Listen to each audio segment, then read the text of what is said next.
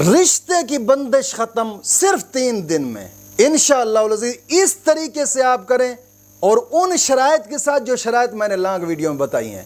انشاءاللہ العزیز انشاءاللہ العزیز میں گارنٹی سے کہتا ہوں صرف 3 دن، صرف 3 دن، 3 دن کے اندر اندر انشاءاللہ ہر قسمی بندش ختم ہوگی، ہر قسمی بندش انشاءاللہ العزیز.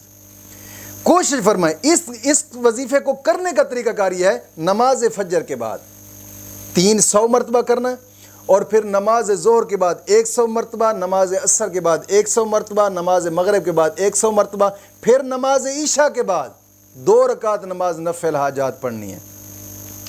2 رکعت نماز نفل حاجات پڑھ کر پھر 11 مرتبہ درود ابراہیمی پڑھیں، اور پھر اس وظیفے کو 300 مرتبہ کرنا ہے. اور وہ ہے وظیفہ کون سا؟ اسم اعظم وہ ہے استغفر اللہ، استغفر اللہ، استغفر اللہ. اس طریقے سے کریں اور صرف 3 دن کریں.